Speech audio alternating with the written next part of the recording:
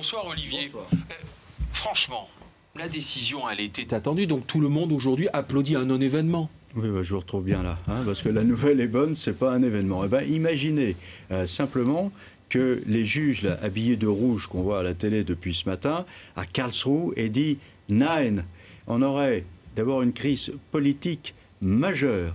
Parce que, évidemment, on aurait tous les sentiments germanophobes qui seraient réapparus. On aurait eu des titres du genre Bismarck est de retour, le diktat allemand, ein einziges Wort für Europa. Qu'est-ce qui vous arrive? Pardon.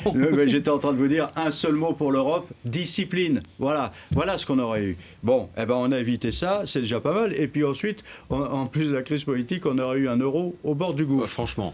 Olivier, on en parle régulièrement sur BFM TV. Il y avait quand même peu de risques pour qu'on en arrive à cette extrémité dont on parle. Eh bien, détrompez-vous, parce que le régime hitlérien a vacciné les Allemands contre les errements politiques. Et en Allemagne, le juridisme a une très grande importance et les Allemands font confiance aux juges de Karlsruhe, justement, pour maîtriser les politiques, pour s'assurer qu'il y aura bien un bon exercice du pouvoir. Et c'est ce qu'avaient accepté donc la chancelière et les parlementaires. Eh bien, les juges de Karlsruhe pouvaient parfaitement le défaire. Alors, venons-en maintenant à la conclusion avec cette question. Est-ce que enfin l'euro est sauvé?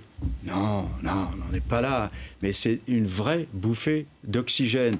Le MES, là, ce mécanisme européen de solidarité, va pouvoir entrer en vigueur en octobre, ce qui n'aurait pas été possible si l'Allemagne, qui participe à 27% pour son capital, 190 milliards d'euros, si l'Allemagne n'y avait pas été présente. Or, l'existence du MES et son accord conditionnait la mise en œuvre du plan qui avait enthousiasmé l'Europe la semaine dernière, du plan Draghi, qui consiste à faire en sorte que la BCE rachète à des taux d'intérêt bas de la dette des États qui sont en difficulté. D'accord, alors on a une bonne nouvelle, une bonne décision, mais vous le disiez aussi, on a une Europe qui continue d'aller qu'à un peu brinque-ballant. Donc, oui, si je comprends bien, on n'est pas sorti d'affaire de toutes les manières. Pour l'instant, on jette des bouées de sauvetage aux personnes qui sont à la mer pour les empêcher de se noyer. Bon, c'est toujours ça. Évidemment, ces opérations de sauvetage à répétition, ça finit par lasser. Et on se demande si un jour on en sortira.